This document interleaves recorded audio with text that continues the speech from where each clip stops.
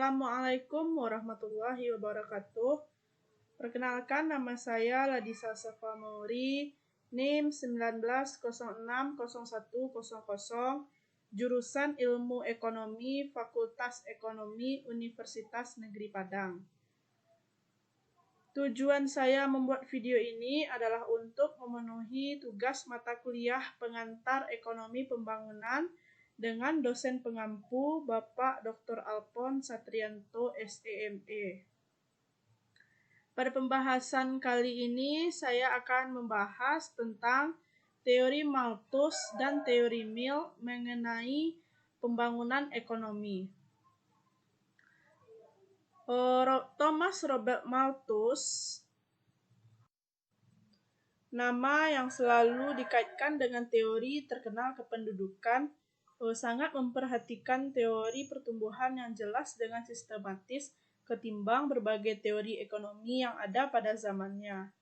Gagasan tentang pembangunan ekonomi terdapat pada buku 2 berjudul The Progress of Wealth dari bukunya Principles of Political Economy yang diterbitkan pada tahun 1820. Kemudian teori Malthus ini terdiri dari yang pertama, konsep pembangunan. Malthus tidak menganggap proses pembangunan ekonomi terjadi dengan sendirinya. Malahan proses pembangunan ekonomi memerlukan berbagai usaha yang konsisten di pihak rakyat. Dia tidak memberikan gambaran adanya gerakan menuju keadaan stasioner, tetapi menekankan bahwa perekonomian mengalami kemerosotan beberapa kali sebelum mencapai tingkat tertinggi dari pembangunan ekonomi. Jadi, menurut Malthus, proses pembangunan adalah suatu proses naik turunnya aktivitas ekonomi lebih daripada sekedar lancar tidaknya aktivitas ekonomi. Teori Malthus yang kedua yaitu pertumbuhan penduduk dan pembangunan ekonomi. Menurut Malthus, pertumbuhan penduduk saja tidak cukup untuk berlangsungnya pembangunan ekonomi. Malahan, pertumbuhan penduduk adalah akibat dari proses pembangunan. Pertumbuhan penduduk akan meningkatkan kesejahteraan hanya bila pertumbuhan tersebut meningkatkan permintaan efektif. Peningkatan pada permintaan efektif akan menyebabkan meningkatnya kesejahteraan. Peranan produksi dan distribusi. Malthus menganggap produksi dan distribusi sebagai dua unsur utama kesejahteraan. Jika keduanya dikombinasikan pada proporsi yang benar, ia akan dapat meningkatkan kesejahteraan suatu negara dalam waktu yang singkat. Begitupun sebaliknya. Oleh karena itu, Malthus lebih menekankan pada produksi maksimum dan alokasi optimum sumber-sumber daya guna meningkatkan kesejahteraan suatu negara dalam jangka pendek. Selanjutnya, faktor-faktor dalam pembangunan ekonomi. Malthus mendefinisikan problem pembangunan ekonomi sebagai suatu yang menjelaskan perbedaan antara gross national product potensial atau kemampuan menghasilkan kekayaan dan gross product aktual atau kekayaan aktual. Tetapi problem pokoknya adalah bagaimana mencapai tingkat gross national product potensial yang tinggi. Selanjutnya, proses akumulasi modal. Dari semua faktor di atas, akumulasi modal merupakan faktor yang paling penting bagi pembangunan ekonomi.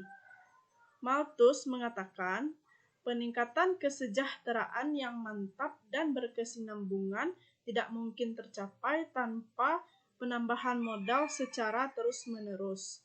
Sumber akumulasi modal adalah laba. Laba berasal dari tabungan para pemilik modal. Selanjutnya yaitu kekurangan permintaan efektif. Pandangan Malthus ini didasarkan pada merosotnya permintaan efektif dan pada penolakannya terhadap hukum pasar yang dikemukakan Say. Malthus tidak sependapat dengan Say yang mengatakan bahwa di dalam pasar tidak mungkin terjadi overproduksi atau penawaran yang berlebihan. Menurutnya, tidak seluruhnya benar bahwa komoditi selalu dipertukarkan dengan komoditi. Pada kenyataannya, komoditi dalam jumlah yang paling besar dipertukarkan secara langsung dengan tenaga kerja daripada dengan komoditi. Dengan demikian, ada kelebihan penawaran komoditi di pasar dibandingkan dengan permintaan. Selanjutnya yaitu stagnasi ekonomi. Naiknya upah tidak meningkatkan permintaan efektif, karena para pekerja lebih suka bersenang-senang daripada meningkatkan konsumsi. Maka dari itu, persediaan komoditi menjadi melimpah. Akibatnya, harga menjadi turun, laba menjadi berkurang, investasi turun, dan kemampuan akumulasi modal maupun dorongan untuk mengakumulasi betul-betul berkurang. Persediaan yang melimpah dan konsumsi yang rendah dengan demikian akan menimbulkan stagnasi ekonomi.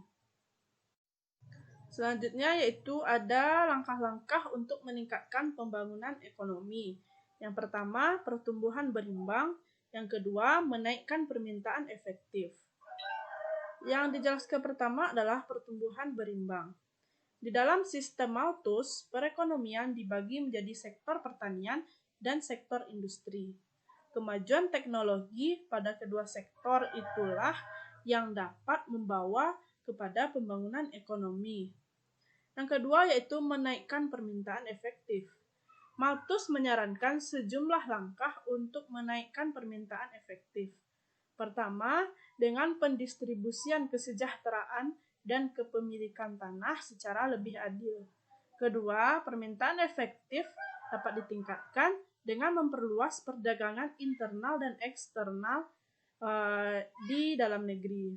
Kemudian yang ketiga ialah agar mempertahankan konsumen tidak produktif untuk meningkatkan permintaan efektif. Kesimpulannya adalah rendahnya konsumsi atau kurangnya permintaan efektif yang menimbulkan persediaan melimpah menurut teori Malthus merupakan sebab utama keterbelakangan. Untuk pembangunan, negara harus memaksimalisasi produksi di sektor pertanian dan di sektor industri. Namun demikian, teori Malthus ini juga memiliki beberapa kelemahan. Yang pertama yaitu stagnasi sekuler tidak melekat pada akumulasi modal. Kelemahan yang kedua ialah pandangan negatif terhadap akumulasi modal. Kelemahan ketiga, komoditi tidak dipertukarkan dengan komoditi secara langsung. Yang keempat, konsumen tidak produktif memperlambat kemajuan. Yang kelima, dasar tabungan bersisi satu. Teori Malthus ini diterapkan pada negara terbelakang.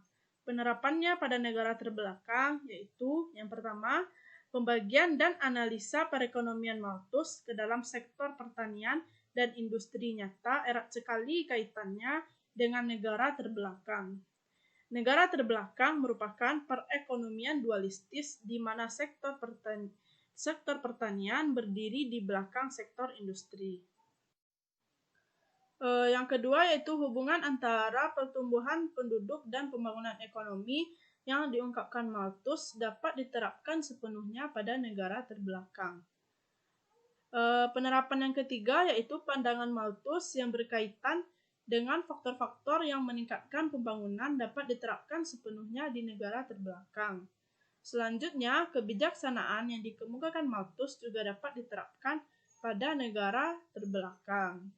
Di samping penerapannya pada negara terbelakang ini, namun teori Malthus ini juga ada yang tidak dapat diterapkan pada negara terbelakang. Beberapa di antaranya. Satu, teori mengenai konsumsi rendah. Kedua, yaitu kurangnya permintaan efektif dikarenakan sikap hemat pada pemilik modal. Itulah pembahasan mengenai teori Malthus. Yang selanjutnya kita masuk pada pembahasan yang kedua, yaitu teori Mill dalam pembangunan ekonomi. Mill menganggap pembangunan ekonomi sebagai fungsi dari tanah, tenaga kerja, dan modal. Sementara tanah dan tenaga kerja adalah dua faktor produksi yang asli. Modal adalah persediaan yang dikumpulkan dari produk-produk tenaga kerja sebelumnya. Peningkatan kesejahteraan hanya mungkin bila tanah dan modal mampu meningkatkan produksi lebih cepat dibanding angkatan kerja. Kesejahteraan terdiri dari peralatan, mesin, dan keterampilan angkatan kerja. Tenaga kerja produktif inilah yang merupakan pencipta kesejahteraan dan akumulasi modal. Laju akumulasi modal merupakan fungsi dari bagian angkatan kerja yang dipekerjakan secara produktif. Teori Mill yang pertama yaitu pengendalian pertumbuhan penduduk. Mill percaya pada teori penduduk Malthus. Yang dia maksudkan dengan penduduk hanyalah golongan kelas pekerja. Dia yakin pembatasan penduduk merupakan hal yang terpenting untuk memperbaiki kondisi kelas pekerja sehingga mereka dapat menikmati hasil kemajuan teknologi dan akumulasi modal. Kemudian teori yang kedua adalah cadangan upah. Menurut Mill, elastisitas penawaran tenaga kerja sangat tinggi dalam menanggapi kenaikan upah. Upah pada umumnya melebihi tingkat penghidupan minimum. Upah dibayarkan dari modal. Karena itu, upah dibatasi oleh cadangan modal yang ada dipersiapkan untuk membayar upah. Jadi, upah per kepala dapat dihitung dengan membagi keseluruhan modal yang berputar dengan penduduk yang bekerja. Selanjutnya yaitu laju akumulasi modal. Menurut Mill, laju akumulasi modal tergantung pada yang pertama, jumlah dana yang dapat menghasilkan tabungan atau besarnya sisa hasil usaha. Dan yang kedua adalah kuatnya kecenderungan untuk menabung. Yang selanjutnya yaitu tingkat laba. Menurut Mill, dalam suatu perekonomian, tingkat laba akhirnya cenderung akan menurun karena hasil yang semakin berkurang di sektor pertanian dan bertambahnya penduduk berdasarkan laju Malthus. Akan tetapi, kecenderungan menurunnya laba dapat dicegah dengan sejumlah faktor. Yang pertama itu kerugian modal pada masa krisis, yang kedua perbaikan teknik, dan yang ketiga adalah perkembangan luar negeri. Selanjutnya yaitu keadaan stasioner. Dalam keadaan stasioner, menurut Mill, baik penduduk maupun stok modal tersebut mengalami kenaikan. Laba mencapai tingkat minimum yang perlu untuk mencegah de-saving neto oleh perekonomian. Selanjutnya yaitu peranan pemerintah. Mill setuju pada kebijaksanaan liberal yang berfungsi sebagai aturan umum. Setiap penyimpangan dari aturan itu, kecuali kalau diperlukan untuk kepentingan yang lebih besar, berarti suatu kejahatan. Karena itu, dia memberikan peranan yang minimum kepada pemerintah dalam usaha-usaha ekonomi. Campur tangan pemerintah menurut Mill itu dipandang perlu. Kemudian adalah penerapan teori Mill pada negara terbelakang. Yang pertama yaitu pandangan Mill mengenai akumulasi modal. Hasil semakin berkurang, pertumbuhan penduduk, dan peranan terbatas pemerintah dapat diterapkan pada negara terbelakang. Yang kedua yaitu laju akumulasi modal dapat ditingkatkan dengan meningkatkan sisa hasil usaha dan dengan memperkuat kecenderungan untuk menabung. Mill menganjurkan dilakukannya perbaikan teknologi pada lahan sebagai upaya untuk meningkatkan produktivitas. Mill juga menekankan pengendalian penduduk melalui pembatasan kelahiran daripada sekedar melalui pengekangan moral. Mill juga menganjurkan dilakukannya perbaikan redistribusi pemilikan sarana produksi melalui langkah seperti batas minimum luas tanah, hak milik petani, pembagian laba, dan kerjasama.